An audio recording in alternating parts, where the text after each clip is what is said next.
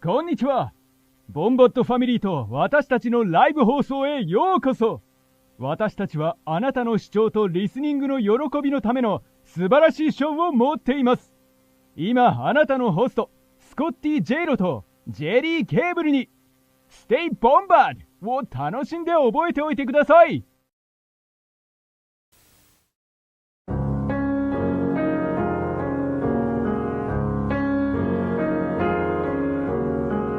滲んだ星を数えて思い出す夏の日一人ぼっちの夜幸せは新しい成績だ。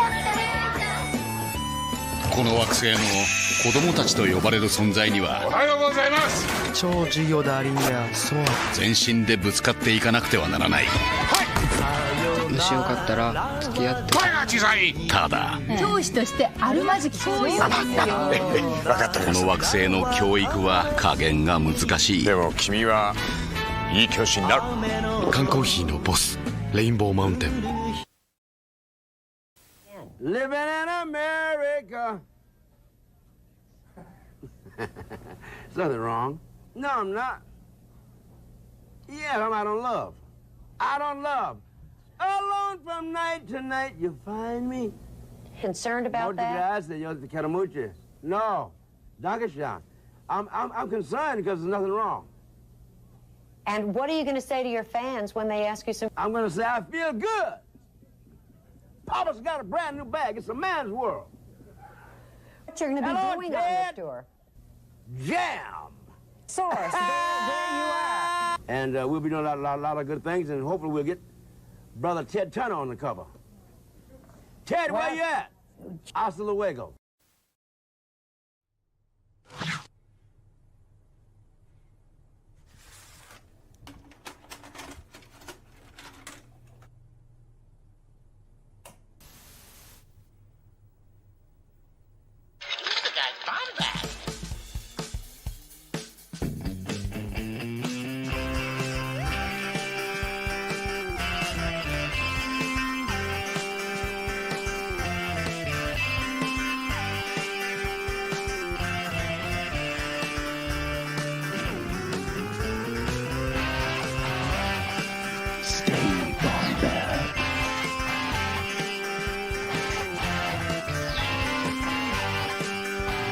Welcome to the Bombadcast. What is up, freaky people? Welcome to a spine-chilling Bombadcast, where we will talk about creatures who want to lick your oil lamps.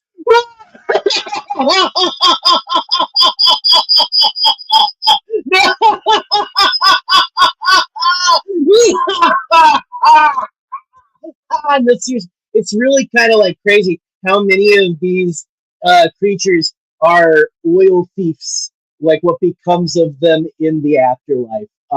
It's ungodly. But anyway, welcome to the Bombadcast. It's spooky season. It's good to have you here. Welcome everyone. Look at this. We got a lot of lovely people in the chat here. Hold on. What do we get here? Oh my god. My mic changed. Oh my god, is it bad? Oh no. Oh no. Hello. Let me see what I can do here. This is great. Oh, it's because it's coming out of my headphones. So, yeah. There we go. Should be back. Hope you enjoyed that horrifying intro. But now I'm going to bring in Scotty. Scotty, what's up? Hopefully your mic works.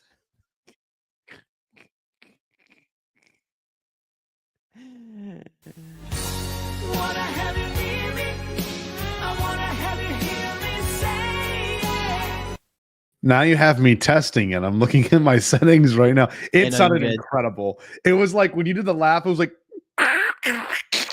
I was like, we'll have to watch the Oh man, I did a really good bit and too. Did you hear good. anything I knew said? it was good. Yes, it sounded like you were podcasting from the 40s, which might have added to the aesthetic of It the might whole, have, maybe whole we'll thing. see. Oh yeah, this was Coop says it sounded like I was broadcasting from the 40s. Yes. Old time radio, Yokai. It really did.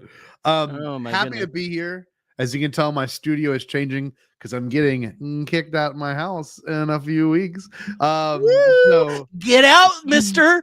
Boom, boom, boom. Don't ask for help on social media, or you're gonna have people make stories about you. We're gonna get they don't weird. like you. Long story short, yes, as you can tell, the set is changing. I got a haircut and I shaved my mustache. And I'll tell you why I shaved my mustache. This is the real. So look how sad. Look how sad this is. This is a sad fucking image. Is it kind of like the thing where like in the Bible they shaved their heads and stuff? A little bit. I'll tell you the story behind it. My you wear sackcloth to work? My mom's cousin cuts my hair, and so what she did was she was straight up like, you know, if I cut your hair, I'll give it to you for free if I can shave your mustache. And I'm like, you know what? I've been wanting to shave the mustache. I've been shaving it like a year and a half. And so she shaved and I got a free $30 haircut. And look, shout out real quick. Melancholy and the Infinite Sadness, one of the best Smashing Pumpkins albums, turned 30 today. So happy birthday, Melancholy. That is one of their best albums. I like I like Siamese Dream more, but I've always liked this album cover. It's always been kind of gothic, you know. So I was like, let's rock this tonight for the stream. But Jerry, I'm so excited to be here. I love when you do these discussions where you teach me something and I get the chance to learn. And this is Japanese folklore. So, you know, I had the privilege to go to Japan, and I saw some statues at the Buddhist temples and stuff, and the Shin Buddhist temples as well. But I wish I would have had a chance to see more yokai, and I may have, and I just didn't know it. And I think you're going to teach me that tonight. So yeah, we've got some fun things planned for y'all. And this is one of those ones where every October we just kind of let Jerry have his own episode where he fully explains something to me. We've been doing this now for 5 years, so I'm excited for this one. I always look forward to these, like really deep down, like all week I was like, this is going to be awesome tonight. So really. Well, I appreciate that, and I love that we get to do this and stuff, because it's always been a great. I think people like the dynamic of me explaining something creepy and then having to watch The Phantom Menace with you after the stream is over. They love that. And I don't think I've scared the pants off of you the last couple of years and stuff. I think we did Jeff last year, and this one's not going to be super scary. We're going to get into some creepy ones there towards the end, but this is more of a folklore. Let's recount the ones we've done. We've done Jeff. What have we done? We've done that Jeff. House. We've done the house where the kids had like Sally House. Sally House. The Sally House is the scariest one, I think. Honestly, fuck that. That audio you made me listen to. Nah, that audio is not is for not, me. No good. I was so done with you that night. So we've got Sally House, Jeff, then the Kelly Hopkinsville. You know what? I'm sorry, real quick. You know what that audio sounded like was when my mic stopped when like my mic was changed at the beginning here. That's what that probably was. So anyway. You're not wrong. No. Yeah, so Sally House, Kelly Hopkinsville, that was the first one, which is one of my all-time favorites. I tell my students that story whenever we have like downtime in class. Like if we have like a whole class from like Kelly Hopkinsville is so fun. It's just such a fun it's creepy, but also sci-fi a little bit. Yeah. But old-timey sci-fi, but also like it's got that air of like just unearthliness to it. Yeah. So we've got that Kelly Hopkinsville, we've got Sally House, we got Jeff.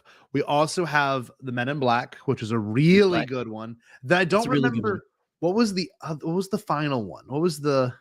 There was a fifth one and I'm having a hard time recalling. So we did I think I went ahead and pulled the trigger on oh my goodness. Skinwalker Ranch. Oh, yep, that's it. That's all 5. Yeah, so we're adding our next one right here. So yokai, Jerry, you gotta start give me some lessons here. What's the yokai? What are they all about? So yokai are it's basically an all-encompassing word for Japanese like spirits, monsters, ghosts. It's kind of a catch-all for a lot of different types of creatures. And what's crazy about yokai is the ranks of yokai. It can include god-like beings, and it can include just like little, basically like gnome type guys. Yeah. Like it runs and ghosts and everything that's in between, you know. Hold on here, let me see. But there's pretty much just about any type of entity we have here. It can all like kind of fall under the yokai banner. There's good yokai, right? Yeah. There are evil yokai, there are good yokai. There are yokai that are just like doing their thing. They're just like their job is just to kind of pop out and go, here I am, I'm scary, and then go away. But it all is a lot of like folklore, and it's I don't know. There's a lot of really, really fun stuff. And what we're gonna do tonight is let me get something pulled up here real quick. My impression are like the Japanese, they've got like forest sprites and stuff like that. Sprites are like a phrase or a thing that's like, they're almost a little whimsical, there's a lot of whimsy in these. And I know, Ben, look, I'm gonna be real with you. When I put the thumbnail together, and I said this to you before we aired, got a really big Studio Ghibli vibe, like all the Miyazaki films, Very, yeah. Like they kind of they have these archetypes and characters and visuals all throughout. Like that one in the middle right there, I'm like, that looks just something with many eyes or whatever I'm looking at, and then like a little cute little face in the middle. The same can be said for the red frog guy with the bald spot. Like, I don't know, like always full of whimsy, and also reminds me a lot of Pokemon. So there's a lot of, because you would be surprised. So you would be surprised how many of these things are what I said at the beginning, are oil thieves that met a strange fate towards the end of everything. But you'd also be surprised how many are just like inanimate objects that get left on a bed. Like there's like one where there's like the stirrups of a warrior who's slain in battle can be left on the battlefield and will become a yokai. Oh wow! That I forget exactly the name of that one, but it's like, yeah. So, and which reminds me of that's a ghost type Pokemon. Yeah, that's awesome. All that is. There's like so many. They'll give it like Sinistea and stuff like that. There's like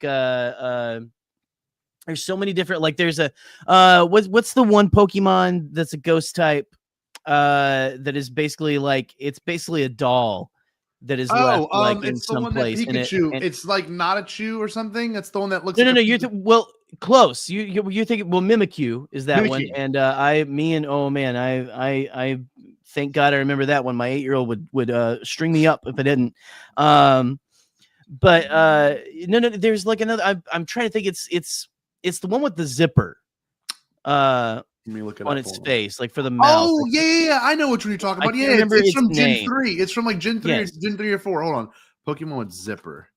Oh my God, it's Banette.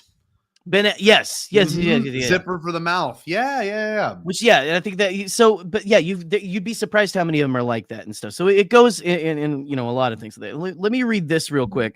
This is a yokai. Kind of a definition from besco.com here. It says a yokai are a diverse and intriguing collection of supernatural beings from Japanese folklore, encompassing a variety of forms such as monsters, ghosts, gods, and possessed humans. Their name derived from characters meaning bewitching and ministry. So Yo and Kai, bewitching and mystery, reflects their enigmatic nature.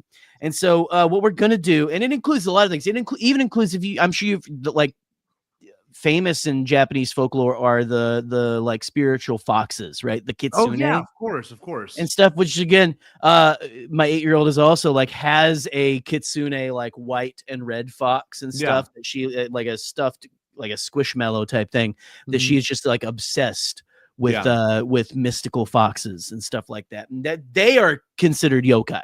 Yeah. So it runs the gamut of everything.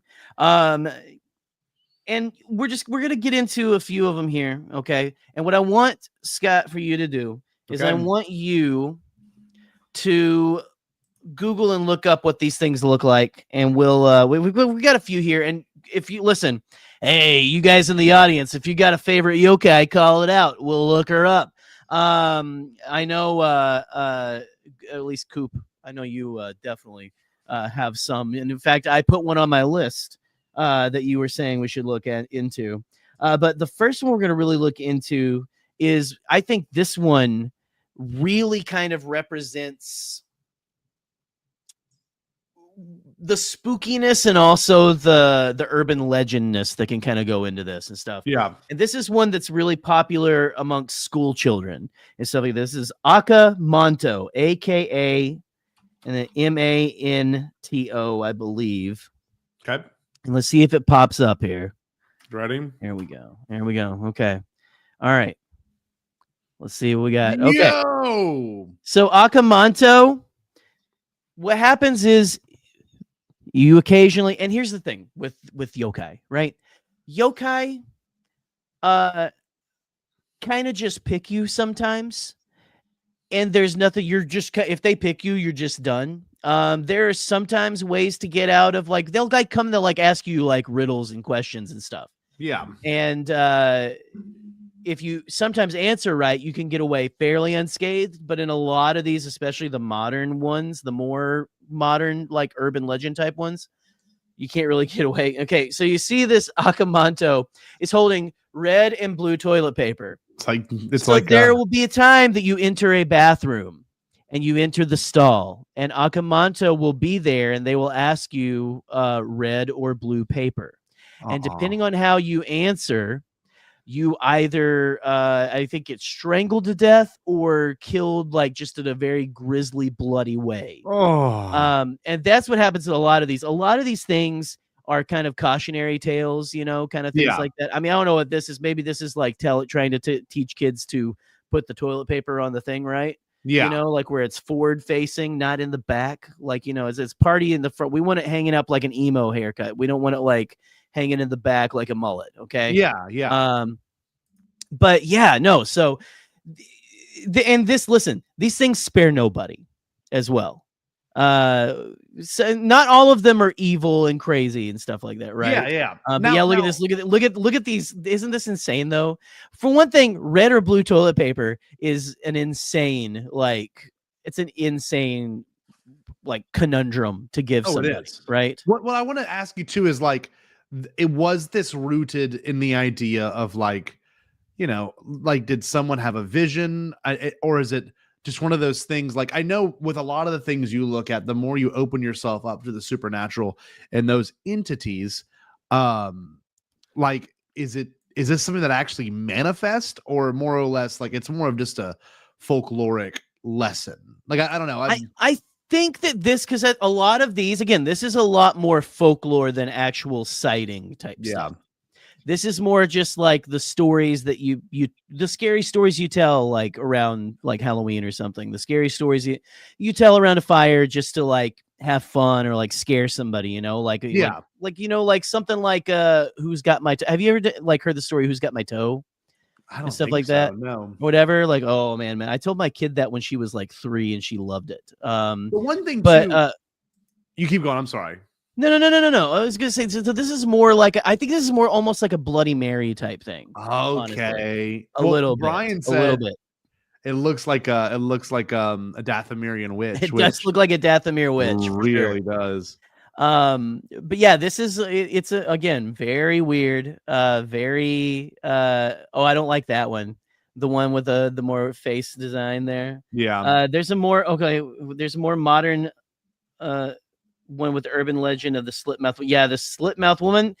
We're probably gonna be talking about later tonight. Actually, I can see Scotty already like sweating at the a little worked name up. Of that one. Not gonna lie, but like the one thing about the Japanese that people seem to forget about, and you know this, and I know this because we watch anime, and I've had the privilege of going to this country. They find like vulnerability, like, amusing in a weird way. I don't know if that makes sense, but like everything there is always about, you know, there's not like a lot of things in America are very taboo. Like no one would Right. ever make a demon or a entity that would disturb you while you use the bathroom, because using the bathroom is like a time of like very, it's weird. Like it just seems so vulnerable. We don't talk about it. We want to pretend that no one else does it. No, but in Japan, every toilet is heated. They have bidets in every toilet. They have public toilets that like are masterfully clean. Like it's just, I don't know. It's things are treated differently in these different countries. So like it's weird how, and I don't know, you could tell me, are there any extraterrestrial folklore or stories from Japan, right? Like whereas America, it's like this is a new country and like there's not many things that are rooted in our folklore still, besides right. Well, I mean, what we've done here is we've taken it from everyone else, Yes, right? And yes. we've kind of like put it here. Yeah, ours comes from the places that people have come from, but then also like in a lot of cases we've like stolen it from people, yeah, of stuff course. like that. Majority probably, the majority of it. Yeah, absolutely. But yeah, no, this is yeah. So. Yeah, listen, I know this is terrifying. Listen, y'all use the bathroom at school or work or whatever. Just make sure that it's a brightly lit bathroom, so you can see it coming.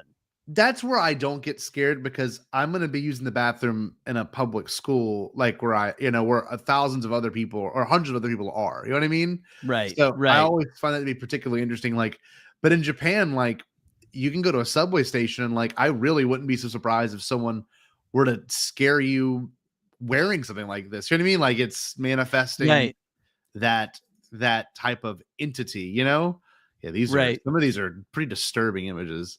I was gonna say we're getting into the really I don't like that one. Oh my god. I don't like that you're getting into the creepypasta ass ones and stuff here, but I also love it. But yeah, so and again, it's one of those things where you have the question and everything, so you think there'd be a way to get out of the horrible fate. But for this one, kids, it looks like you want to just kind of avoid it completely. If you go into a bathroom, make sure you look under and see that, if you see the red, just try to run. Just try to run, don't even like stick around. Just try to run. It's probably not going to work either. These again, supernatural entities. Usually with these things, that's very true. Usually these things, they always have these legends always have you can't run because it can run as fast as a car, or you do this, it can do blah blah blah. You're like, it can teleport, or it can do this. It's like it's like the worst like 7-year-old on the playground that you knew who wouldn't no, you didn't tag me, no, because I have anti-tagging armor. And stuff like that. That's yokai. That's the mindset that they have for the most part. Okay. Here we go. Speaking of the fate of oil thieves, let's look at a bura. Okay. That is A-B-U-R-A, and I'm probably butchering a lot of these. So my apologies, my sincerest condolences to Japanese people. Oh, this one's cool looking. This little guy? Okay. This little guy. Well, hold on. This is okay. Oh, hold on. Okay. I must have wrote down the wrong one.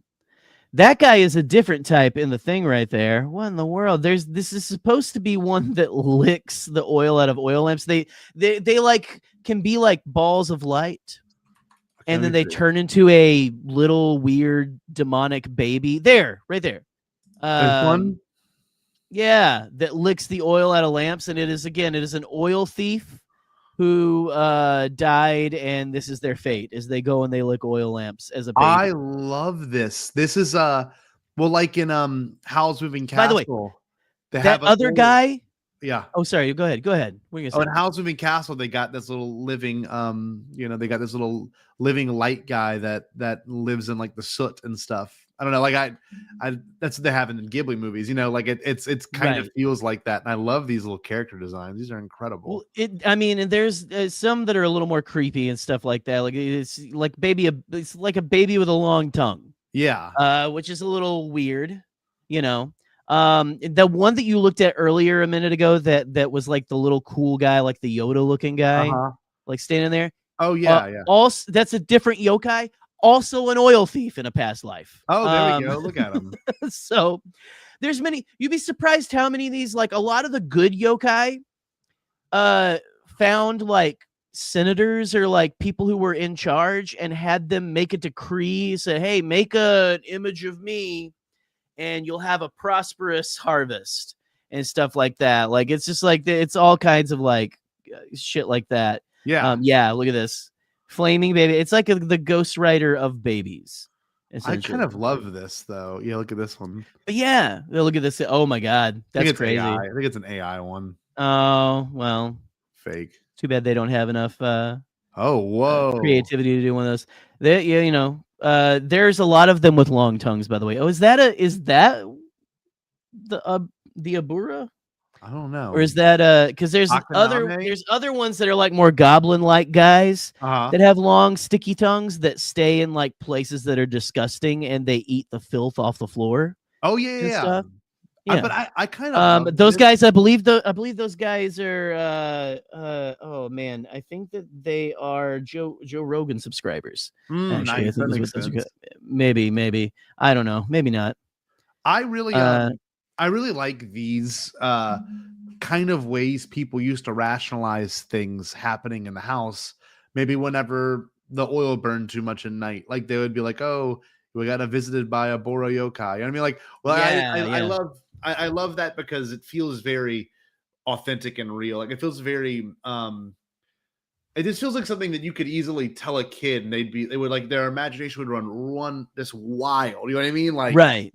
It's kind of beautiful, you know. It's a way to rationalize, like, you know, gremlins obviously are a cryptid, but they're also an excuse that would, you know, explain why things went wrong, you know. Yeah, there was that was okay. So that one right there was that one I was talking about that like licks the filth out of things. I don't know why those are like, I guess because of the tongues. Yeah. But yeah, no, these things are I like that sticker, by the way. Yeah, the sticker's sick. That sticker's really cool. I like that. Well, you know, another thing I want to say, he's just doing his thing. I want to speak to this too. It's like, you know, in America, like tongues are also one of those weird things where they're kind of off the table. Like I don't know, like you stick your tongue a little. Out, like, that was offensive for a long time. Boo, you right? Know? Yeah, like, you always got like in trouble and everything. Yeah, like you don't need to be doing that, right? Like someone's trying to take a shit, you know, and like vulnerable that way. And then you've got like this weird gesture of, because like you watch Japanese culture and like they do the whole like, and I remember Pokemon, they would like pull the eye down into the tongue out, which kind of meant like fuck you, you know, or like I'm gonna like go right, you know, it's the same exact yeah. Same exact idea. So like to see that's how they played with it here is, I don't know, I think it's pretty awesome. I love this stuff. This is a very cute version. Like I've seen some pictures of this one. In fact, the ones I and again, maybe I should have saved this one. It was very creepy, but yeah, see, they start out as balls of light. Okay. Right. And then they come and they eat they lick the lamp and everything. Now that Yoda looking guy, there's another one right there. This guy, these guys, so they're little like gremlin type guys. They have round heads. They were oil thieves in a past life as well. They wear a straw raincoat for some reason, which doesn't seem very, you know, good. But also, you know what the encounters with these guys are supposed to be like? What? You walk up on them in the forest and they're like washing their clothes in a like a river or something. They see you and they go away. That's I love that. They're just like, fuck you, leave me alone. Yeah. You know, the guys. And they look like you know, I just want to stay in tonight personified. I kind of love this though, because it's like great. It's an easy way to rationalize. Like maybe you did see a mysterious thing, and like you can write it off, like you said. You know, like there's Does it have the name underneath there? Let's pull those up real quick and see if we can see it. It just says that one's yokai. Oh, I don't ask. Hold on, Abura Sumashi. Okay, so just okay, a little bit extra. Brian says they look like Bernie Sanders. Just I want you to stop bothering me when I'm washing my clothes in the river. Yeah, I love this. I love this little guy. It's one of my favorite little guy. It's just a little guy. He's just a little guy. Look, it's a Japanese man dressed as one. That is sick. Hold on, let's go to this site. Isn't this great? Oh, look, this must be. Oh, it's from a movie or a show. I was gonna say these things are all in their movies and stuff too. Oh, I kind of like this guy. That is like a great character design too. Yeah, it is. I like that. How the face is a little like a Picasso painting. A little bit, right? That's cool as shit. Hold on, let's see. Sub Star Wars Sublight. Oh, we'll get into grudge material here pretty soon. Don't worry. Oh, look at this. This is from the show too. You can barely see it, but it's that's dope. Okay, I like very this. Cool. I'm loving where you're taking this. See, we're going to some nice places. Okay, let's go from the baby that licks oil out of lamps and this wonderful old potato-headed man who just likes to wash his clothes in the river and be left alone. And let's go from there to the Ake Teko, aka Teko. And it is basically a tree filled with severed child's hand. Oh, Jesus. Here we go.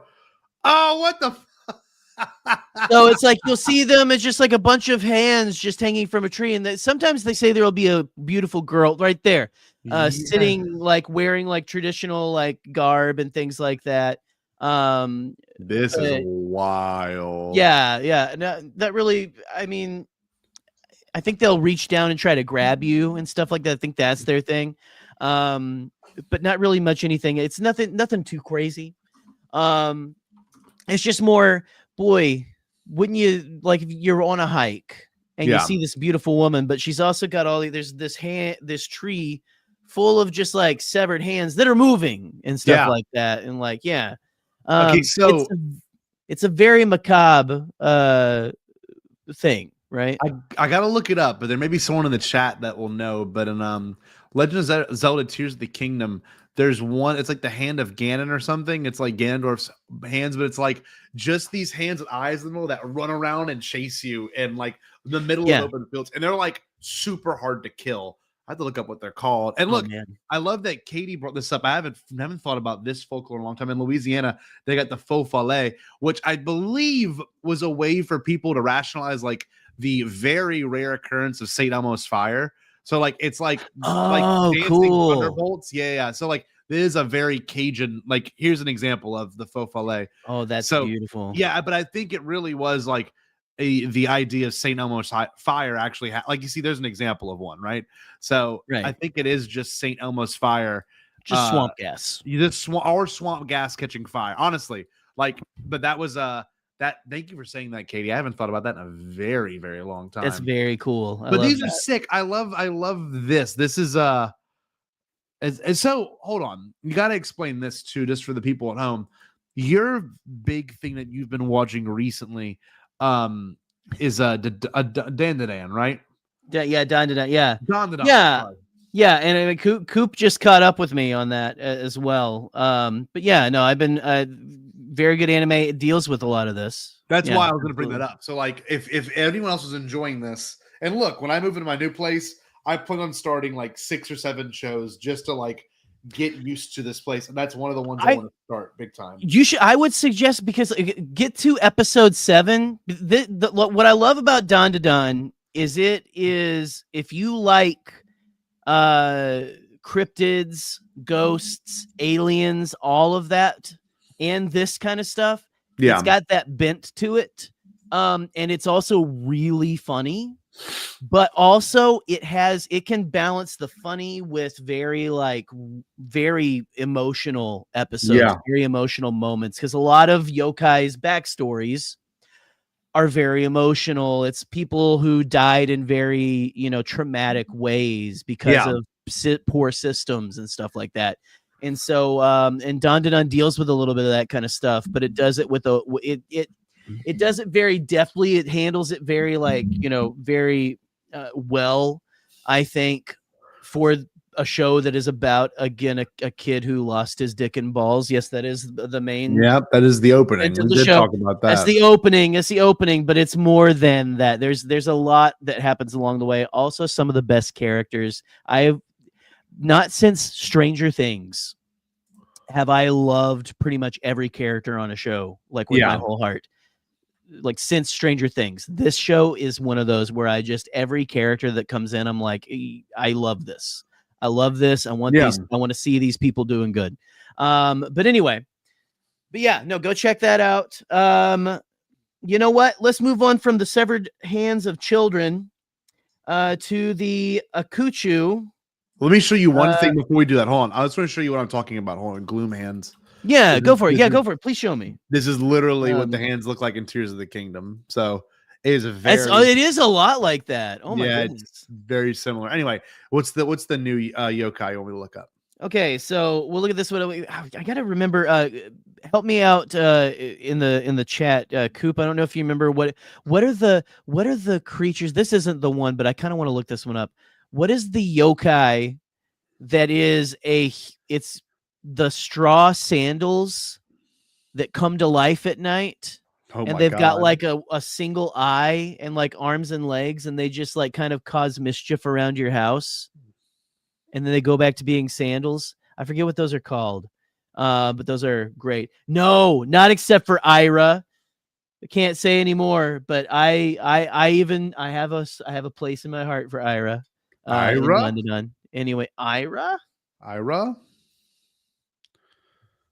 What's the next one? Is that you're waiting? Let me see. Oh, I was waiting. No, let's see. Okay, I thought you were gonna look up that one.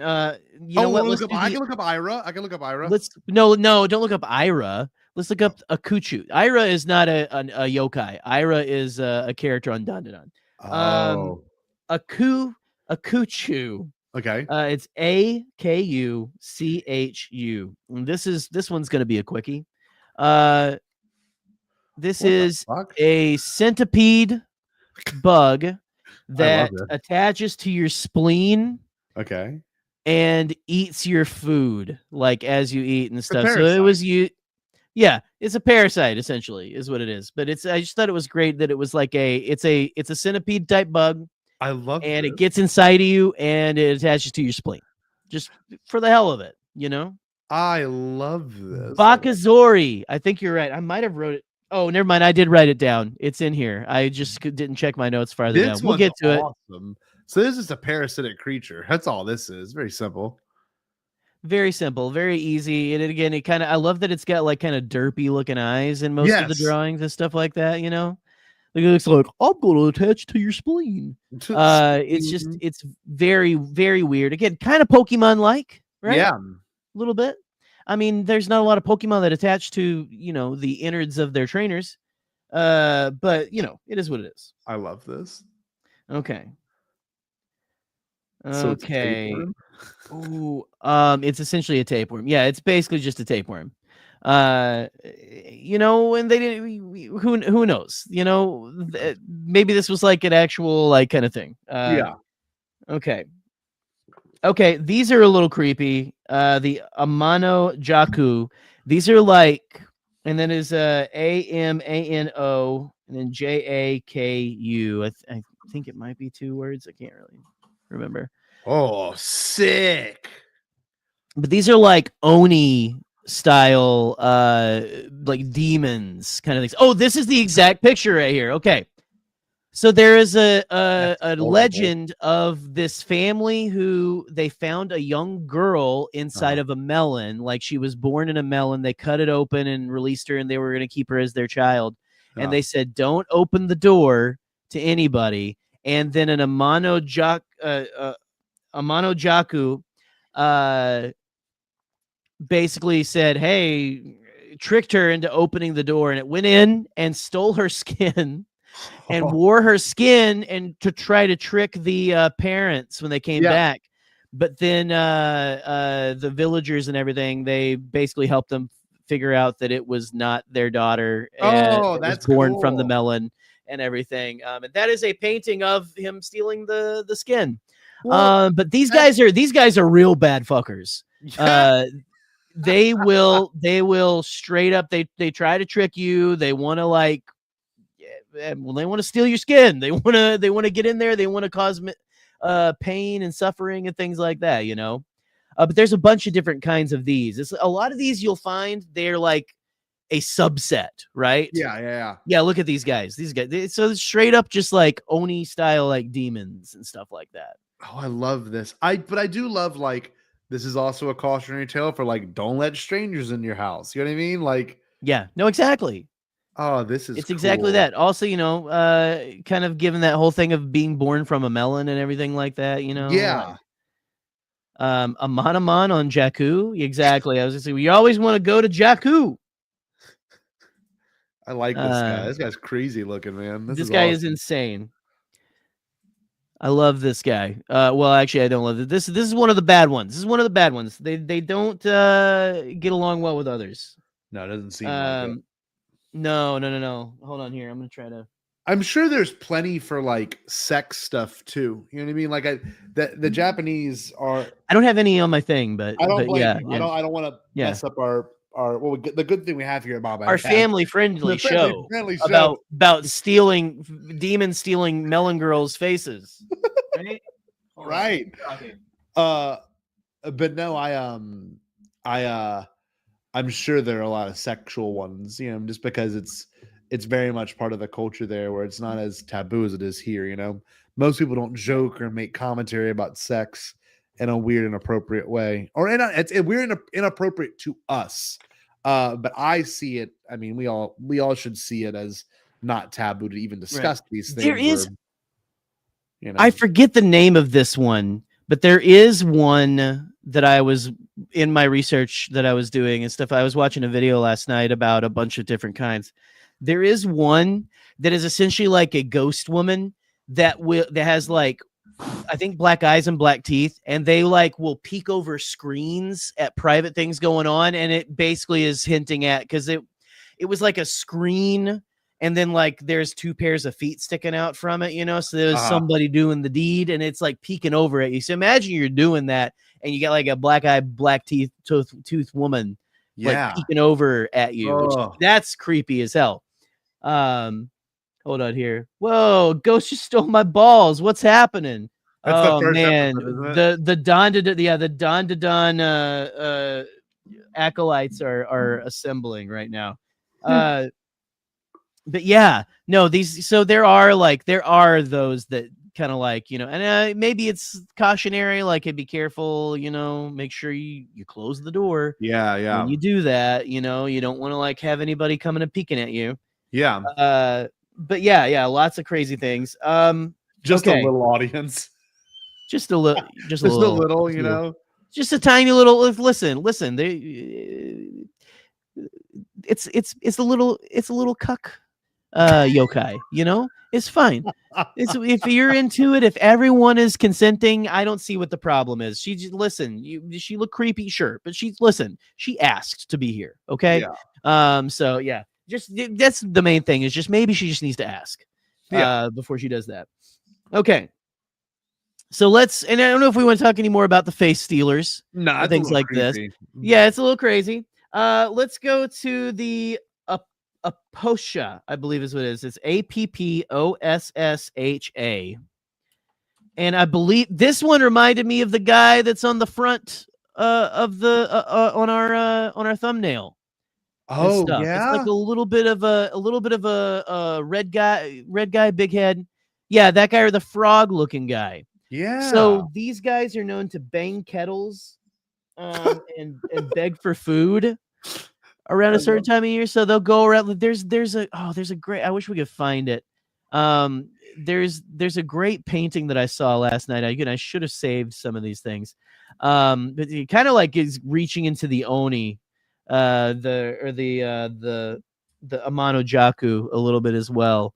Yeah. But these guys are a little more silly. They're a little more just kind of more annoying than anything. Right? They're like just like going around again trying to make noise. There we go. There's one banging a drum and everything. But yeah, that's their thing. They like to make noise and they like to beg for food. So that's just what Jared says. That's just what he does at Sheets, which is completely normal. Yeah, absolutely. He's looking for his zonky sauce. He's like, "Bring me my zonky sauce. Yeah, bring extra me my zonky, sauce. extra zonky, extra zonky." Make he's it banging zonky. He's banging. It's like one of those like metal like napkin holders. And he's got like a Yes. spoon, and he's just like bink, bink, bink, bink. You know, Zonky. He said, right? I'll take a double, triple, labubu deluxe, sawn crumble cookie, 4x4, atomic style, extra Dubai chocolate, oozing with glaze, a chat GPT, light Haruto Suzuki, a dash of gluck gluck with zonky sauce, make it Love Island hoppy, dehydrated, and let it tick tick in the T-Nap Studio 2.0. Dum. That's what he's doing.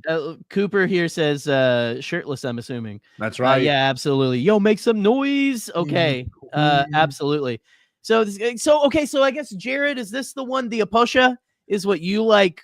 This is your spirit yokai, right? This is your yokai, is what you're saying. So, there's Turbo Granny. No, I'm just kidding. That's a lucky cat. But anyway. Okay. Sorry, I've got anime brain now. I like this a lot. This is very cool. But again, like there's some very like cool renditions of them that, again, it looks a lot like that. There looks a lot like that frog-like guy. Yeah. On our thumbnail there. Okay, let's see here. All right. You know what? This guy's great. Let's move on from him to the Bakazore, which I already let the cat out of the bag of what the Bakazore are. Okay, But I'm gonna let you look it up because Bakezori.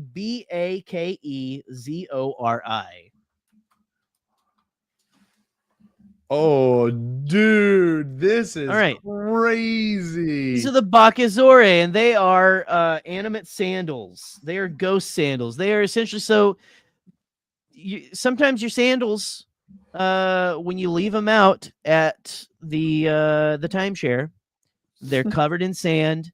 They get upset. They sprout arms and legs and a single eye. And it's only one eye. And they go around and they cause all kinds of mischief and trouble. I honestly, I love those things. They look like straight out of the real Ghostbusters. They really do. But I love this. I love that it's kind of like that one looks like it's dancing sensually for some reason. I don't like that. What is going on there? That's even worse. Okay. See, people I think try to make these more creepy than they are sometimes. Yeah. You know, which is fun. But I mean, like, how creepy can you make an animate sandal? Yeah. You know, I love this. Not very creepy, you know. There's another, they just love, like, I don't know, like dancing very sensually, these things. If I wore Crocs, I'd get an eyeball charm and say they're yokai. Please. Yeah. It's fun, isn't it? I love these guys. These are great. Listen, I would just invite these guys. I would like give these guys an edible and we'd have a great night, you know? Like we just like sit on the couch eating chips. Like, you kidding me? Get these guys stoned. Let them run if around. you're like, get these guys stoned. There'll be no problem, you know? That's awesome. It's the modern ones are just Crocs. Yes, for sure. Oh man, can you imagine like a Bakazore, but it's a Croc with an eye and stuff with like a single that. That would eye. be just a single eye. Oh man, it would be so sad. Okay. The next one we're gonna look at is the Byron, and is Biron. And the only notes I wrote for this. Oh Jesus! Is the only notes I wrote for this is just look at this guy. He's got some fucking vibes, man. This looks like this looks. It looks like what are you gonna say? What they always like cartoonized one single character in the 1930s. You know, the one that like had that. It's like the one that, remember the dog? There was a Looney Tunes dog that talked like, well, you know. Droopy Dog. Yes, and like. Hello. That's a really good impression. I'm gonna use the bathroom really quick, Joe. Make you big so I can go to the bathroom. Hold on. Go for it. Oh well, no, let's pull up these yokai too. What I was gonna say about this guy. Yeah. Hold on. We got this right here. There we go. Yeah, Just pull yourself out there. There we go. There we go. It's all good. This guy, he looks. He kind of just looks like an anthropomorphized sperm. And I don't know. Just like this is how I feel. When after Christmas is over and it just has to be winter for like 3 more months. This is just what it feels like, right? It just is not a fun I don't know. This guy looks like how I feel when my mom like asks me to come back to church. This is what it feels like quite honestly. Yeah, he looks like he just missed his bus.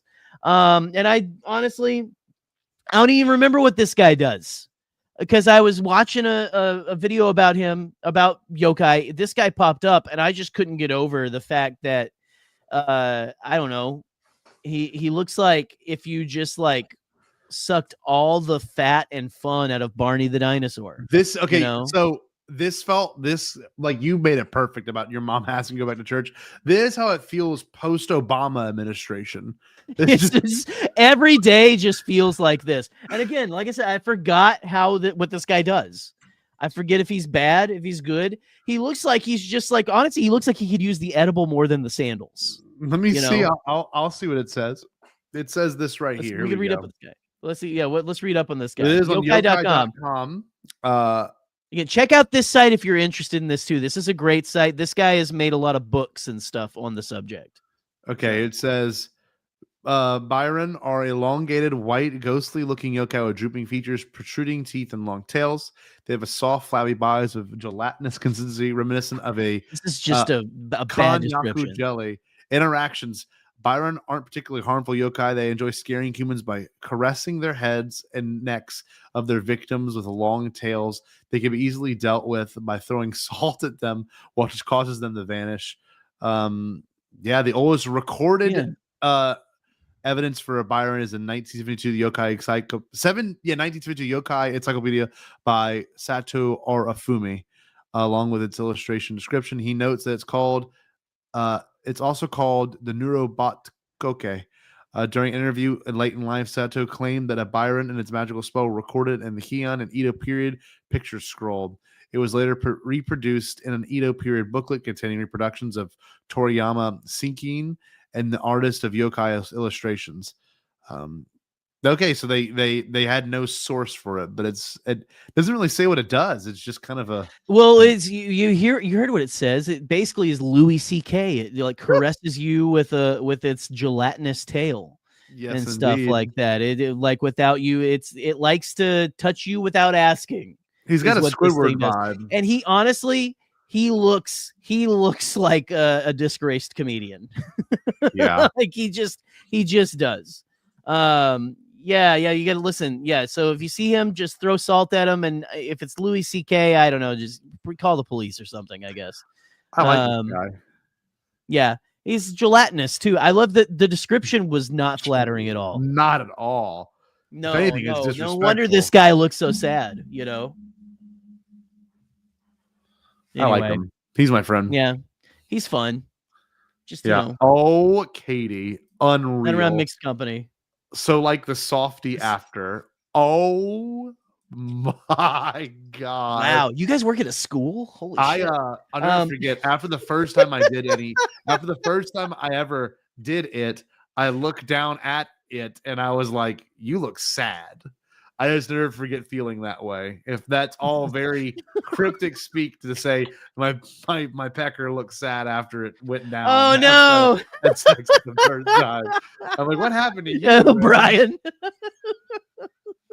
Oh man. Okay. The next one I didn't write any notes down for, so we're just gonna kind of go and see what this guy is. I got real tired and sleepy when I was writing this down. Hey, you know Batamoche.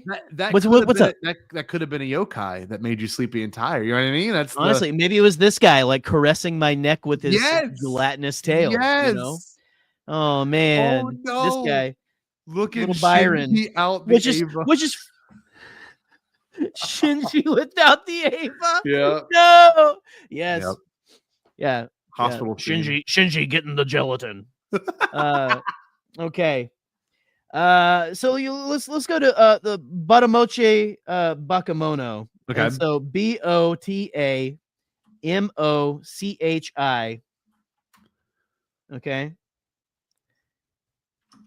That's it. Okay. And then Bakemono. So Bakemono. Oh, this dude looks not Bombad. Oh my god! I see one little shot of him. We have it. It came up small. Here we go. Oh, dude, this guy right here. So that's the lady looking underneath it. I think this is what she sees. So okay. Now I remember what this is. So this is like an auditory phenomenon. what this is. So imagine you're at a home by yourself and you hear a voice coming from under the floorboards. Okay. And you look under there and you don't really see anything. It's like one of those things where it's trying to get you to come under the house and things like that. That's Batamoche Bakemono. You hear someone talking underneath your floorboards. Yeah. Not what you want to hear. You don't want to hear that. I don't care if it's a ghost or a person, either one. Yeah. I don't want them. I mean, I live in an apartment, so there is someone talking below me a lot. But if you're not supposed to have someone underneath you, very disconcerting to have someone talking underneath you, right? Yeah. Okay. Let's look up. Let me see. We got a couple more real funny ones here, and then we can end on a. Oh, absolutely not. Yeah, I agree. Yeah, you don't like that, Katie? You don't like someone talking under your floorboards? There was one night, by the way, before I moved up here, when Allison and I were married and lived in Arkansas. Yeah. There was one night we lived in we rented a little house downtown in Arkansas. There was one night. There must have been 2 cats fighting under the house. But we're sitting there and it's 10 p.m., 11 p.m. It's late. And we just hear just demonic noises coming from underneath the house. It is, by the way, you don't realize it's cats at first, by the way. No, when you just hear ungodly yowls under your house, it's not fun. It's not great. And we're both sitting there looking at each other. I'm not fucking going out there. Yes. I'm not going underneath there. But no, eventually your brain does put it together and okay, that's cats. Yeah. And stuff. Yeah. But if you've heard cats fight, it sounds horrible. It's awful. It's it's startling even when you can see them, right? Yeah. It's startling. But imagine you're just sitting there well, it's almost time to go to bed. Yeah. I think I'm going to stay up for another hour or two, actually. I hate when the cats do the low fucking It was some of that. There was some of that first. Because they started the low growl. Yeah. I've seen Obi be like, what the hell is that noise, dude? If we're outside, he's like, what is that, Dad? Yeah, why? You're like, what is It's bad. That must have been freaky. Yeah, F that, man.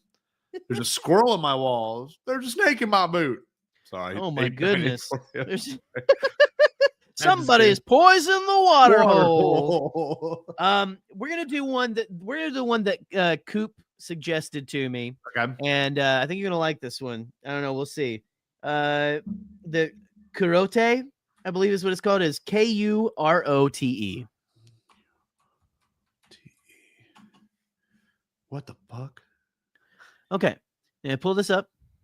We might want to we might go to yokai.com. So this is a I'll tell you how Coop described them to me. It is the toilet demon that touches your butt. So basically it is a ghost yokai. It is an entity that will come out of your toilet and touch your butt while you're sitting on the toilet taking a shit. Yeah. Right? I don't know why it does it. But hold on. We do have the Wikipedia here. So we can read a little bit more if you would like.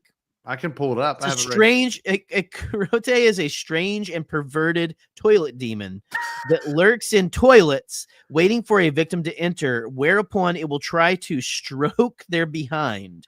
Why they do this is unknown, but it is likely done purely to shock and frighten.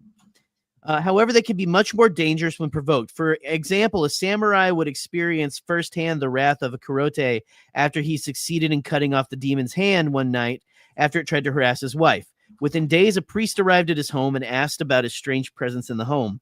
The samurai brought a box containing the severed hand of the demon, only for the priest to transform into a 9-foot-tall monster and angrily grab the hand and flee. A few nights later, the same samurai would be ambushed by a large figure on a walk home. The creature trapped him in a bag and stole the sword he had used when attacking the Kurote and tossed him aside when he was not while he was not troubled again, but and he wasn't troubled again by the Kurote. It's a cautionary tale on the dangers even the most seemingly bizarre yokai can hide. Okay. So this is what it reminded me of. This is the same thing about video games, though. This is from Majora's Mask. Yes, this is another thing that Cooper brought up because Scotty will love this because a version of it shows up in Zelda. As a kid, I always thought it was so funny, but here I am now going, no way. It was a yokai. Can you imagine if a hand, just like you're sitting on there and a hand brushes your ass? Oh, everything. My God. No, it's disgusting for one thing. It's kind of funny. A little bit that it is just like a toilet demon. So Japanese. Like, to me, there is no, like, if you look at any sort of demon or spirit in like Western mythology of like, you look at like exorcisms, like they'll say like, eat my cunt, they'll say things that are perverse, but they truly are not perverse creatures. You know what I mean? Like this is a creature that is like going for your most vulnerable area while you're doing your most vulnerable thing. Touch his ass. Like, and personally, if I were to be real with all of you, that's arguably more frightening than be like gunned down. You know what I mean? Like that, like being like where you're your most vulnerable and like something caresses your nuts or your fucking butt. You know what I mean? Like yeah, cool. Yeah. That would be terrifying. I don't know how true this story is. It is a story that was told in the college. At the college I went to, one of my professors there, who was one of the head, and I went to a small college, so I had this person in a lot of classes, and they were also dean of students, and they also were like chair of the Bible department when I was, studying for that kind of stuff. Apparently he was staying at a camp like out in the middle of Arkansas or somewhere. And I don't know how the toilet situation was there. Yeah. Okay. But he was sitting on, this is a story that his partner, who was also the other guy who was like one of the heads of the Bible department, loved to tell. Yeah. Because they were like a Laurel and Hardy style like duo. It was kind of fun. It was a lot of fun. Going on trips with them was always fun because they'd argue in a very funny way. Yeah. And on purpose for the most part. But so the other professor would tell this story about him that apparently he went to use the bathroom at this camp late one night and was sitting there and felt something on his, like, touch his butt. And he stood up real quick and there's a raccoon in the fucking toilet. And I don't know how that's possible because it has to be like an outhouse or something, I'm guessing. But apparently like a raccoon had climbed up and like boop, just poked him in the butt. And he looks every time he sits down now, was the end of that story. Some of that stuff. That's hilarious. Yeah. And raccoons. What if that was just a Kurote? What if that was just a Kurote taking the form of we can look at Tanukis.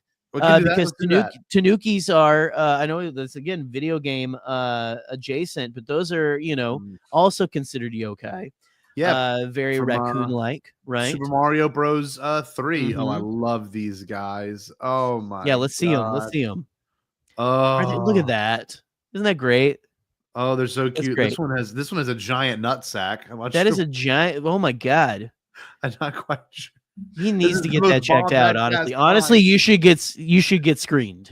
Oh, let's get a screenshot, and we're smiling with this. Here we go. You ready? 3, 2, 1. Perfect. That's going to be going on our social media right now. Right now, giant nut raccoon. Yeah. It's just honestly, I wouldn't be surprised if this was promotion for Dun Dun Dun. So, I mean, it's so Tanukis too, right? Like, I know they're what do they necessarily represent? And I don't even know. I couldn't tell you, honestly. I didn't look up. So. They're cute though. They've always been cute. They are adorable. Yeah. Giant cojones on these guys. Oh my god, yeah, there he is walking with his nuts. What is this? Jerry, what do these things represent? Look, that's one's nuts in the wind. What the fuck? I think the birds are lifting his nuts. Are those flying on their nuts? I think they might be. They're flying Wait, and they're look how big this stretching out guy's the balls scrotum. are. And Wait, like, they all have big nuts. Like, Jerry, you have to look this up. Look, that's them I'm gonna sleeping in have their nutsack. They're sleeping in their.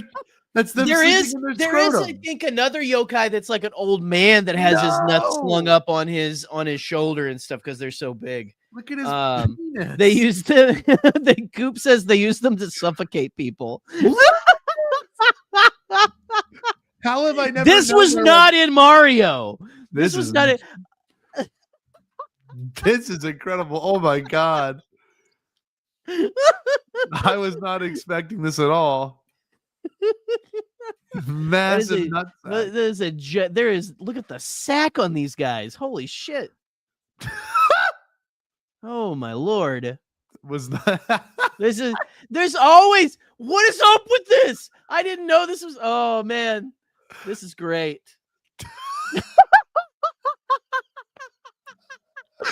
Yes, indeed. This is the most Bombadcast part of all time.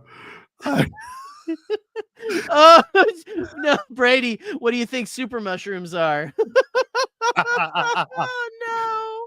Oh look, No, they're like no. playing with this one's nuts. They're playing it as a drum.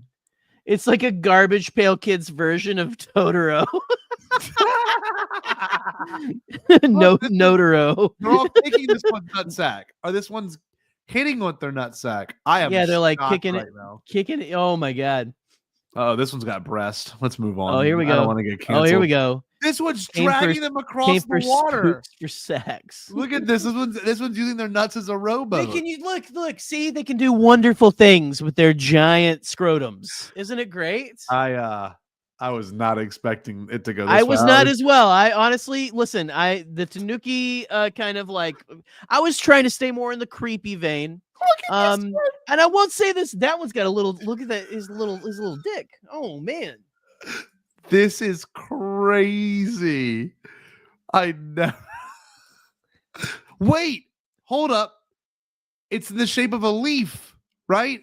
Is that what Mario picks up whenever he doesn't he pick up a leaf? It is a leaf, isn't it? It isn't a leaf. Let's see. Hold on. I'm pretty sure. Yeah, hold on. How big are Tanuki Mario's balls? That's what I want to know. The idea that Mario has a massive moose knuckle and nutsack is incredible right now. It's a massive sack inside of that onesie.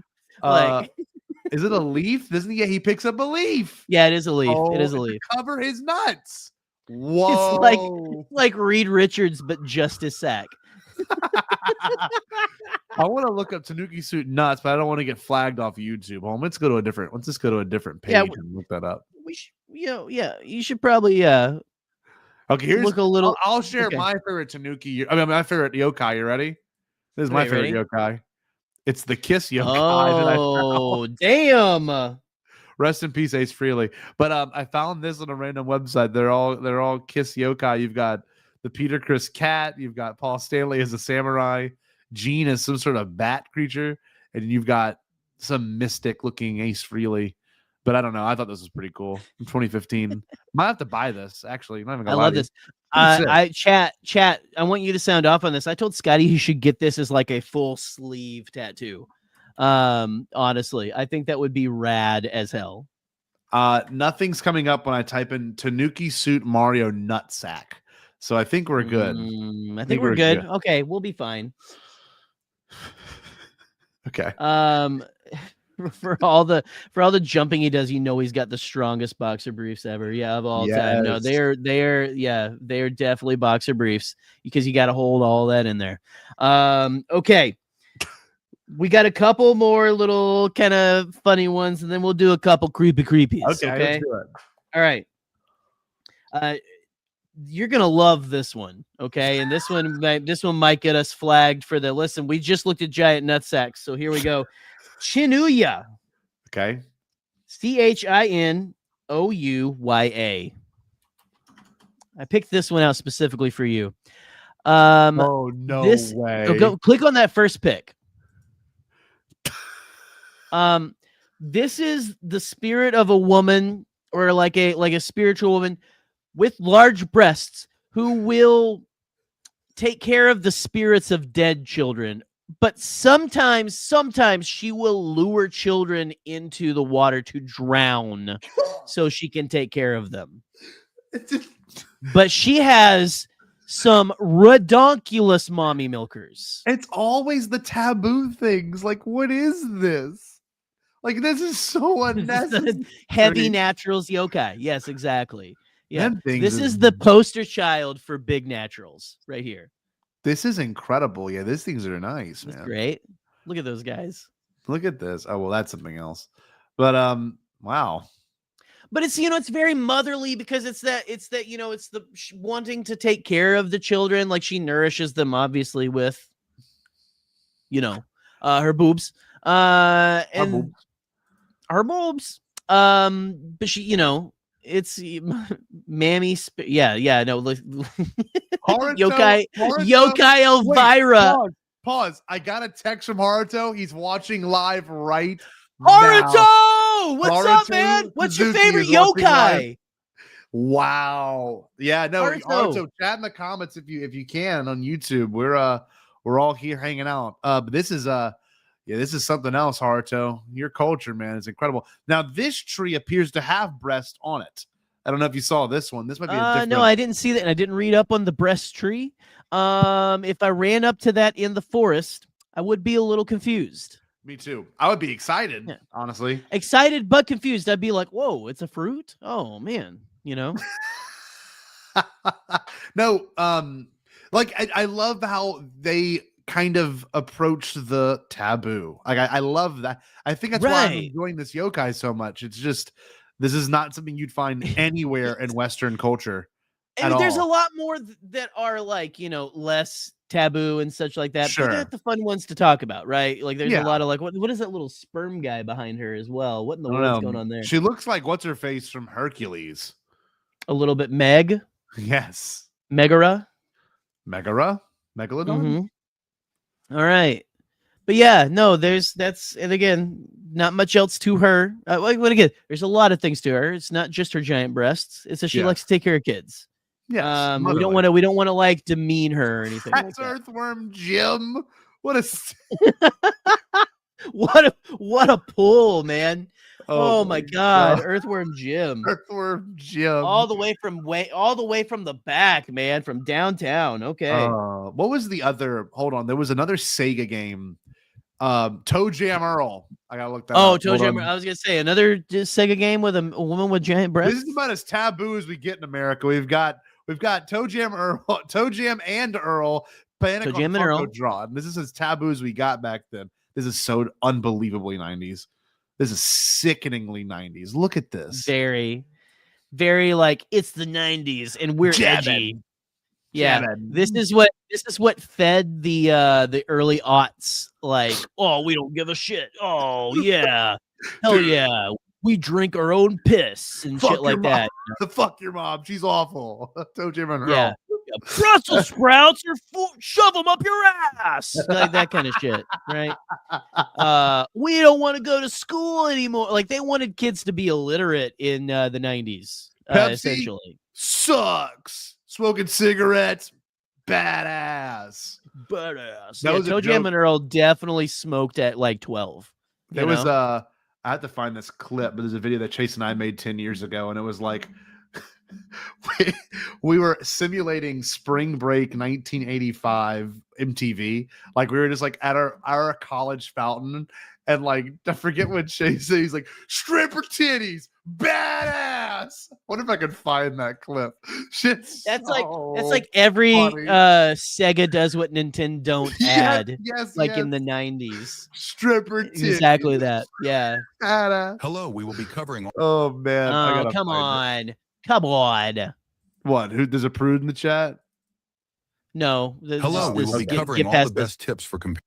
I thought there was a pro that was someone being offended by. I thought this was an ad, but I'm trying to see what we're watching here. Oh, okay. Oh, I'm pulling up. Oh, I forget y'all see my screen. You see the hidden videos on my old YouTube channel. Let me get that off the screen real quick. Look at that, buddy. There's one of Spring Break 1985. That might be on another channel. Hold on. I gotta Perchance, find it. what happened on Spring Break of 1985? I gotta find it, man. Did you meet Chinuya? Did you meet Here it is. Hold on. We'll watch this video live on air. This has not been seen in public. I hope we don't say anything racist or anything against gay people. Let's find it. Hold on. Yeah, me too. We're gonna get like Panama. Do y'all see this? Panama! 3, 2, 1. All right, start. Coming to you live from Cancun, 1985. This is Spring Break. Fuck yeah. Spring Break, Cancun. Yeah, we got some strippers in a baby pool. It's gonna be badass. Strippers in a baby pool. Fuck yeah. Fucking Van Halen plays, bro. It's gonna be off the fucking chart. Titties. We got Night Rangers. Stripper titties. This is like when we watched all that footage from what's it called?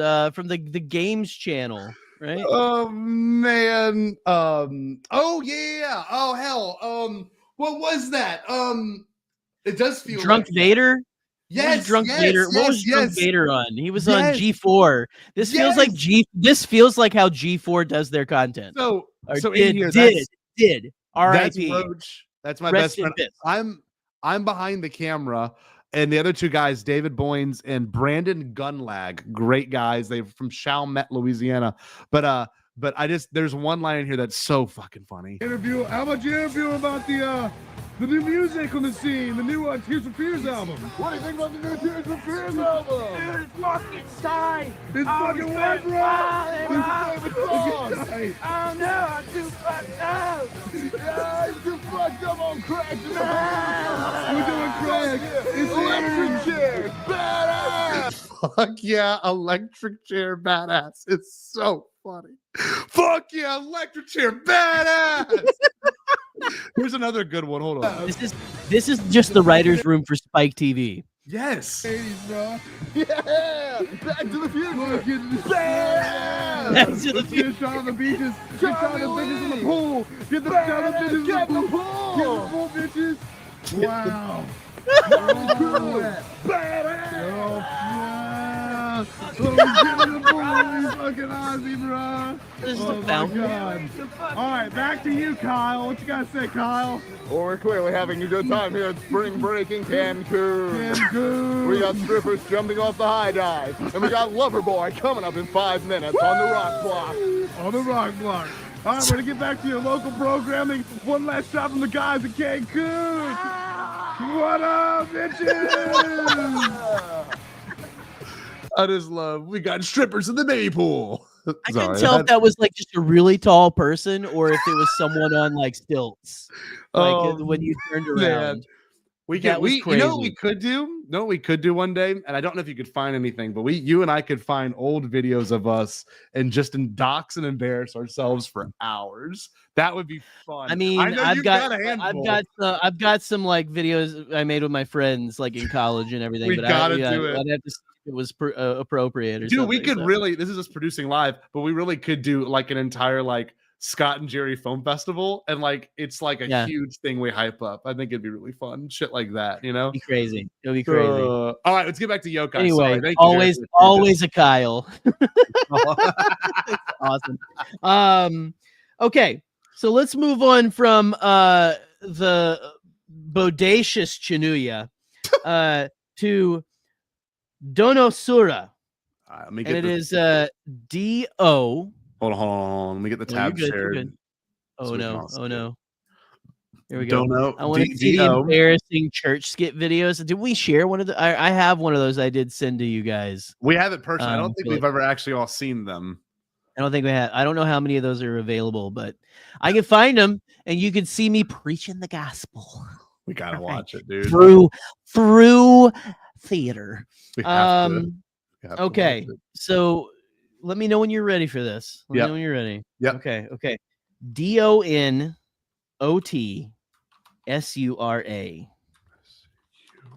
And whoa. I have lovingly nicknamed him and pull him up. Let's see this guy. Yes, Okay, dude.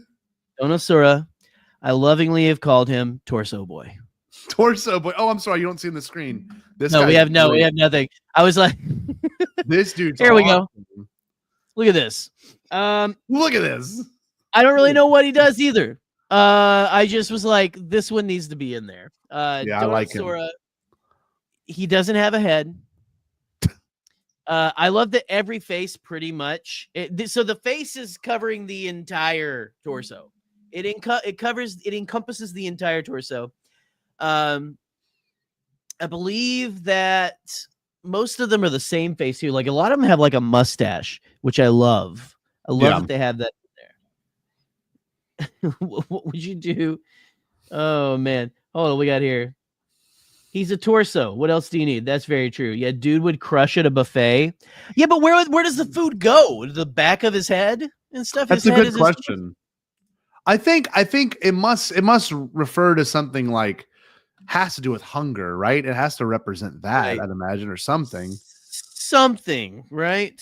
Let me I'll see look here. it up. Hold on. I'll use the yokai.com thing. Let me just go here and see what it says. I do love yokai.com, by the way. It says this. Appearance, Donosaura's body appears much like that of a human's, except it's missing everything from the neck up. It's extremely large facial features are prominently displayed on the torso. Its name, just as its name implies. Dantasaura appears in yokai picture scrolls, but only as name illustrations appear. Like many pictures of scroll yokai, no stories exist explaining what it does or where it comes from. However, its yokai origin is a play on words. Like there's Japanese Dantasaura sagete, which is used to scold a person who looks inappropriately calm when they should be ashamed of something they've done. The connotation of this idiom is to lower a mask over one's face, as in, how dare you come here wearing that face? However, taken literally, it means lower a face. That's just the yokai's face that has been lowered down to his torso. That's awesome. Interesting. And I mean, this is a very memeable one as well. It's like, people are trying to be mean to me, and this is just me. Yeah. Kind of a thing, I love this guy. Yeah. Just a torso. I'm just a torso guy. Who's the torso, man? Chill out, dude. Just a torso guy with a dude. sweet stash. Yes. Hey, what's up, Bloom? Good to see you. Boom.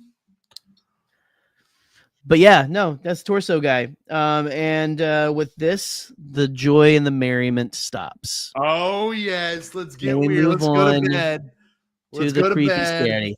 Get in your beds, kids. Bloom, you And better pull log those off covers now. up to your head because you don't want to, make sure they can't get you. But I gotta, unfortunately, with these guys, you pretty much you're dead if Here they're we go. there. Bloom, get off the stream, my friend. Glad you can come by. We're talking creepy stuff. So, Here we so go. for anyone that's watching still, just to have a preference to what's going on, we are going to be doing our Star Wars creepypastas next week. If you have a story you want to submit, a short story, submit it. The bombadcast at gmail.com. I'll put it in there. Jerry and I always write our own. We got Eli that's written one. Michael usually writes one. Jared sometimes writes one. We're gonna put a bunch of posts out there starting tomorrow for people to submit their creepypastas to the bombadcast at gmail.com. That's next week. Now after that, Bloom and everyone else that's tuning in, you're gonna come back and hang out with us from all of November, December, while we talk about everything Force Awakens for 2 months. So yes. Get excited. Anyway, all right, let's do creepy stuff. Here we go. Real quick before we move on from Donutsora, I love that my eyes are down here. Right here. From Brian, and my eyes are down here. Hey, right here. Let's keep it here. All right. Creepiest pasta is Raylo Discourse in 2025. Isn't that awesome? Yeah, a little bit. It's crazy, isn't it? All right. So the first one we're gonna look up is Teke Teke.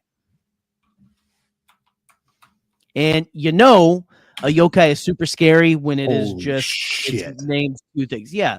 So Teke Teke is named for the sound that she makes when she walks. Because if you can notice, Teke Teke is a woman who has been cut in half. And there is kind of a story to it, but the Teke Teke is the sound that it's like kind of like, you know how a dog, when it walks on a tile floor, you hear the tick, tick, tick, tick of their nails. So she's walking on her hands. And by the way, she can walk on her hands fast as a car. So you can't get away from her. And in a lot of them, she's depicted as having this sickle, right? Yeah. Okay. So Teke Teke, there's like a couple of different like weird stories and stuff like that. The one that I think is kind of like cool is there's also, I think Teke Teke is also in like a couple of movies as well. Okay. So Teke Teke, it was like this woman who basically got ran over by a train. And then instead of someone going to help her, like the conductor or someone who worked there went and put like a tarp over her. Like so it was during the cold months, like the winter months there. Yeah, look, there's the train station. There we go. Yeah, see, so she gets cut in half, and because of how cold it is, the blood freezes and kind of cauterizes, so it takes forever for her to die. She doesn't die quick. And so like she's not losing blood even though she's cut in half. And anyway, so it's said that like, you know, one of the workers went and put a tarp over her and just forgot her. And so the indignity of like being denied help and also just like give it like, you know, any dignity being given to this person went away. And that one was crazy with her entrails being like, I don't think that's like that's a very anime version. This would be the Don to Don version of Teke Teke. But no, Teke Teke is more just like this, you know, more of like the walking on the hands and things like that. There was another cool story that someone had wrote about her on another podcast that I love. And they say basically like there's this guy, you know, like he basically puts the tarp over her. And like after he was like cleaning up like brush and stuff with an old sickle and stuff. Later that night, you know, he's in bed trying to go to sleep, and he hears like tick tick tick tick like walking like around his on this hardwood. Yeah. And it was his old girlfriend who got cut in half and stuff. And she like comes up on top of the bed, and you also hear like a metal point scraping on the floor as well and stuff. With the Teke Teke. And she comes in, and the question she will ask, because a lot of them ask you questions, is, do you need your legs? And in some of the stories, she'll steal your legs, but in a lot of the stories, she just cuts you in half. So she will she will slice you in half with that sickle. Do you need your legs? This is a modern, and this is another one where if you basically, you know, no matter what you answer, you're gonna die. Yeah. You know, the moment that Teke Teke starts coming after you, you're just done. I kind of love to speak to the Japanese of it all. It's not always, which is cool. It's not always like just a creature or like an animal. It's always like these things that have transformed into something else. You know what I mean? Like, right. It's a spirit of someone who was greatly wronged. Yes. Right. Yes. And so they have an undying vengeance. They can't, and they kill random people, or it could be random people they choose. Right. But it could also be people who maybe they feel deserve it or something, or it reminds them of the person who didn't help them or something, you know? But yeah. Oh, hold on. There used to be an awesome web comic that was animated, but the Flash was murdered, so it doesn't work anymore. There might be a video. Okay, so I guess anyway. So if you want to see Teke Teke in motion, I think there's some movies.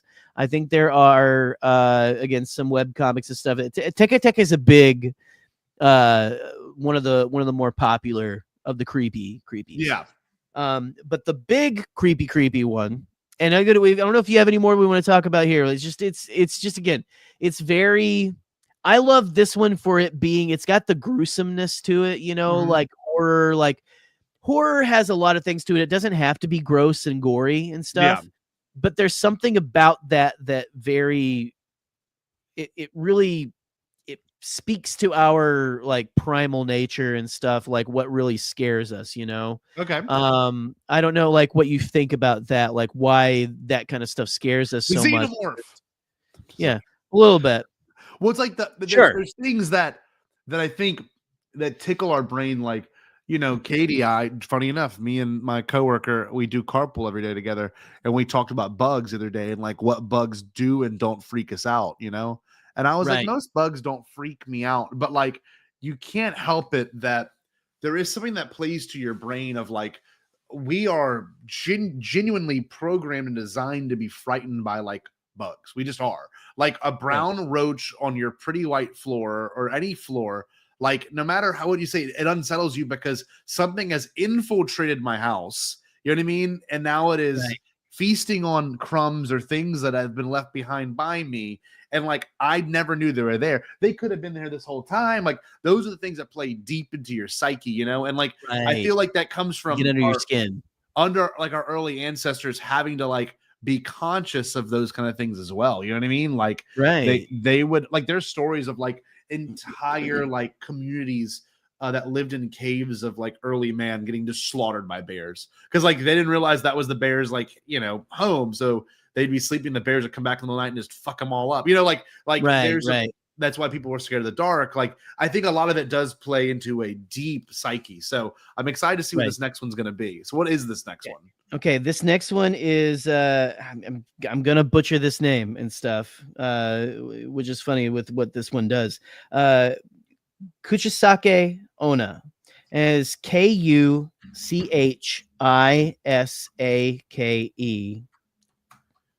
and then Ona Onna. And this one, Scotty, is the one that was mentioned before. It is the slit mouth woman. Oh, this is just too much. Yeah, I can see that. It's like Abeloth, man. Yeah, you know what I mean? So this. Yeah, no. So I mean, for more of a Star Wars reference, it is like an Abeloth that has the mouth all the way there. Although the thing about Kachisuke Sake Ona is that she is a beautiful woman, right? Presents so the whole, and this one's been made into a few movies as well, obviously. This is essentially a beautiful woman who will wear usually like she'll be hiding her face under like a surgical mask in the modern tellings. Yeah. Or like just like one of those like fancy, like apparently like it's fashionable to sometimes wear just like a mask. Yeah. And stuff like that in Japan. And so you have that, or like covering it with a fan back in like I think this one comes from the Edo period. If I remember correctly. So a long time ago. Yeah. She'll be covering her face with something. And what the modern retellings are the really, really good ones. And so you'll be walking down a dark alley at night alone, and this woman will approach you, and she's got her face covered, and she's beautiful, you know, and she'll like, then again, it's usually this like a red mask, and she'll come up to you and she'll ask you, do you think I'm pretty? Jesus. Okay. And usually you'll answer yes, like for the most part, and you know, because again, beautiful woman. Okay. Then she will pull the mask down and you'll see what essentially has happened is it looks like her cheeks have been freshly like cut from like all the way there, like with scissors. Yeah. And it still has the hanging flesh, the blood and the rivulets just like going down. It looks fresh. Yeah. But she's not like reacting to it. She'll pull her mask down and like basically smile from full on ear to ear. And ask it, do you still think I'm pretty?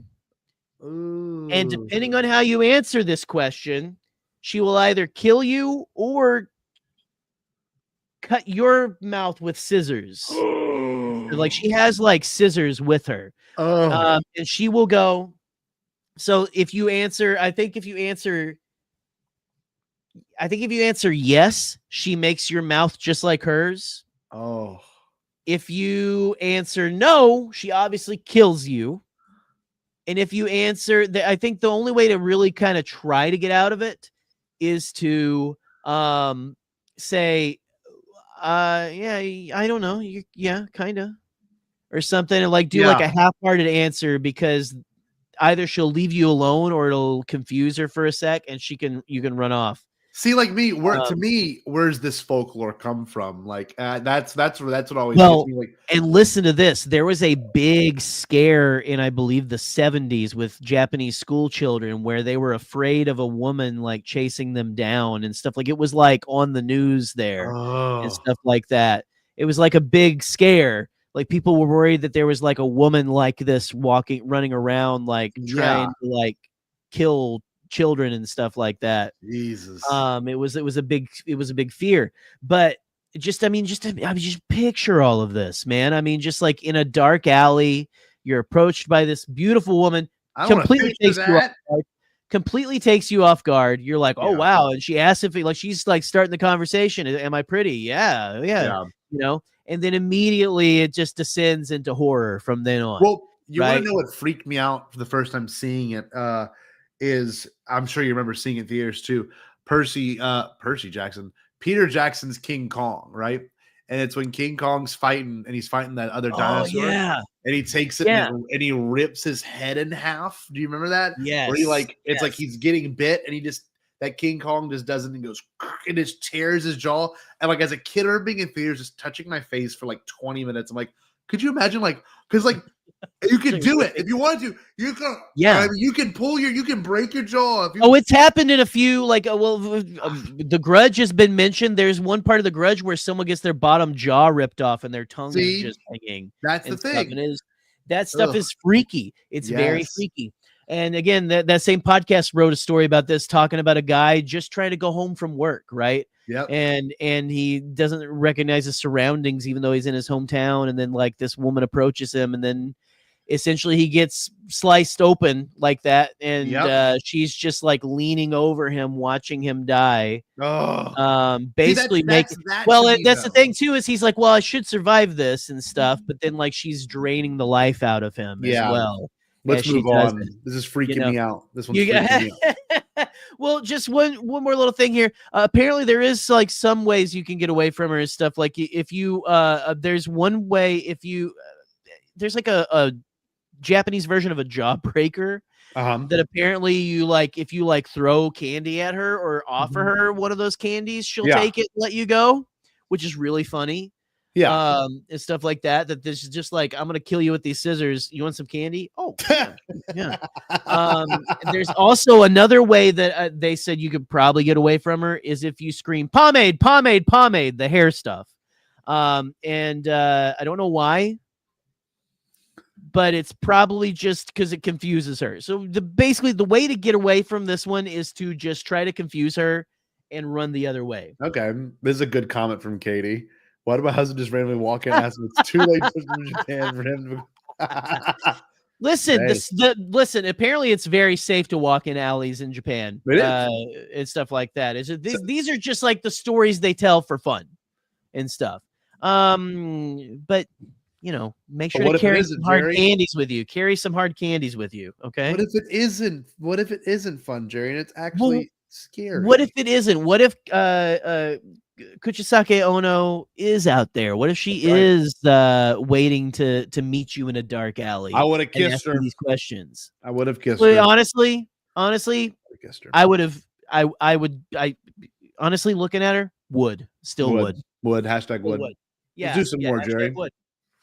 Well, that's all we got. That's all she wrote. But we can look for more if you want. This was the big finale. This was the big finish. Oh, this is the big finale. You know what we should do? Hold on. Yeah. There is a website, and y'all go support this guy. He is he gets paid, and then his whole job is doing yokai illustrations from different old text. And they have they got a finder option, which I haven't clicked on yet, but I'm sure this will help wean down any questions. Oh, look, by region. Look at that. Right. That is sick.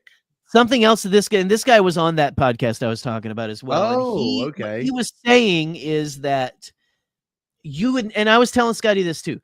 There are more yokai than it's not like even a set number. Like there are new yokai that people discover from different little like a report in a prefecture from 50 years ago or something. Someone said, or a story, a folklore, or some kind of story and stuff like that. But let me look this up. Scotty, we could do a podcast on each one yokai every episode, and we would be doing that till the day we died. Wow. There are so many. So I know where Haruto's from. I'm going to see if I can find anything from his region. Oh, let's see. Yeah, what yokai you got, Haruto? He's technically from Tokyo, but it's a particular prefecture in Tokyo. Let me see if I'm correct on this. So it'd be okay. Hold on. I don't want to pull it on screen just for the Well, sake in Haruto too. I hope I did this justice and stuff. Because I know this is very like cool folklore and stuff like that. And again, you guys should check this stuff out. It's so much fun. There's a lot more like nice and friendly ones and a lot of funny ones. I clicked on it, but it's not doing anything. It's near this one. What's going on? I don't know if I can click on it. Actually, I'm just looking. It's the S one. Oh, there we go. Oh, these are some from his area. Our friend Haruto, who I hung out with in Japan, that Shrey introduced us to because he met him on Reddit. So these are a couple of ones from his area. So like, it's kind of cool. Every area probably has its own folklore and look and aesthetic. And like this one has a randomizer. So you literally click the random option and it just bring you to a random yokai. Look, here is this one. There's a snake one. The Uwabami. Uwabami. Okay. Enormous serpent. Apart from their incredible size, they closely resemble ordinary snakes. They make their homes in the wilderness, far from civilization. Their main thing is their appetite, and they love alcohol, which is really funny. They're alcoholic snakes. It is really funny. This one's a big one. This one's got a lot of entries to it. Look at that. Wow. And look, another cool thing in this shop, another cool thing in this page too, if I'm not mistaken, where did I see it earlier? There was something. Oh, I'm sorry. It wasn't that. I want to talk about the thumbnail inspiration. I wish I had a chance to go to it in Japan, but there is a entire little town that has nothing but yokai statues scattered throughout it. The town is, let's see, they got Oki Island, which is another famous island, but there's one particular town that has them all over. Let's see if I can find which city it is. Look, here you go. Here's the actual town I would choose to live in, honestly. Oh yeah, this is the one we can go visit, Jerry, whenever I'm in Japan and you can come stay and hang out. We'll take a little train and go see it. But yeah, there are like full on places that dedicate, a lot of their tourist sightseeing to these yokai statues. I wish I could find which the actual name of the place is. Give me 1 second. Hold on. But you can go on the Google Images and just type in yokai statues and like, there we go. Yeah. Then they're just everywhere. And I love that they like manifested them into actual statues that look really good and very realistic and, still have that Japanese quality to them. Like here's one. This is Fukusaki right here. There's this yokai taking a selfie, Right. And here we go. Let's see if this is the exact city. Fukusaki right here. And they got different yokai just hanging out. Look at that one. Isn't that cool? Well, we can't see it. Oh, Jerry, I didn't know the thumbnail was still up. Sorry. It's okay. You could have clicked Whoa, look at that. I thought we were just looking at these statues. No. Trying to show us this thing. Sorry, I didn't know you were trying to. There we go. I love these statues, by the way. Yeah, this is in Fukusaki. I do have another one that I forgot that I looked up that I didn't write down in my notes. That is a cool one if you want to see. I love this though. I want to see more of these. Yeah, this is the thing. I love this. The Japanese really do go all in on like these kind of things. I think it rises out of the water every now and then it goes back in. Oh, that's so cool. Yeah, look at this. Oh, I want to live in this place. Oh, that's great. Yeah. I love that it's got human toes. You know what I mean? It's like a frog guy with human toes. This one is incredible. This one's on a laptop. Just pissed off. This is me. That one's that's an investment banker right there. That's what that is. Yeah, look, and they've got this one crying over ice cream spill. The crying baby. Here we go. But yeah, no, I love that they honor these sort of things. It's not. It's sacred, it's important, but it's also something they can really play with too. You know what I mean? Right. It's a lot of fun. It's real loose, but also it has a lot of meaning to it. Yeah. Like I found this too. I wonder if I can go back to it. There's a site called Ronin Gallery that is pretty much they're not entirely dedicated, but they're obviously dedicated to Japanese art. but there was one page that was entirely dedicated to yokai art that you can purchase, like original. Yeah, here it is, like yokai, ghost spirits, and demons. So like, if you're into it, these are obviously authentic prints or authentic reprints of things, but like, this is like $400 to $800, like, and I'm sure these are all hand printed and hand painted things as well. Right. But these are all yokai. Like this one's $7,200. Unknown artists. Wow. It's from the 1600s. So like, it is a yokai. Be a great tattoo, honestly. One of one. So like, that's the thing. Like, I really love this. So like, you never know. It could have been some teenager just drawing a spirit that they dreamed of or thought of, and something. Now it's worth so much money. They got the Kiss one right here. This is cool. Yeah, these are cool. These are really dope. But look at that one. That's awesome. These are really, really neat. But yeah, no, this has been a lot of fun tonight and stuff. Just looking up these creatures, these ghosts, these things like that. There's a lot. Oh, look at this. There's the Ghibli ones. Oh yes. So like, obviously, really deeply rooted in that kind of mythology and lore and things, and you kind of have to take it for what it is. I'm not gonna lie. The first time I watched a Ghibli movie, I'm like, I don't really understand any of this because it felt so foreign to me. Like, that they're spirits and they're different. They manifest in different ways, and like this is a turnip sprite. You know what I mean? Like, what does it even mean? But that's the point, right? I mean, it's so different in terms of culture. Totoro being a sprite of the forest and kind of playing a Lorax role almost, But yeah, it's there's the Tanukis, and they literally have nut sacks. I have never noticed that. Look at this shot. Which movie is this one from? This is from This is Pompoko. There's a Ghibli. There's a Ghibli. I was gonna say I haven't seen this one, but oh my god, nut sacks! How have I never noticed this? This is hilarious. I wonder if they were censored for the English version. They must have been. There's no way you can have scrotums in a. Dude, is that one of the more family friendly ones, or is that? Yes, it is. It's very family friendly. Yeah, look at all these. I love that. It's so foreign to us that we can get enjoyment out of it. You know what I mean? Like, I don't see anyone doing this with like a Catholic Bible, and maybe some people do, where they fascinated about the creatures, like the big fish that ate Jonah, because it wasn't a whale. People seem to forget it was a fish. It was not a mammal.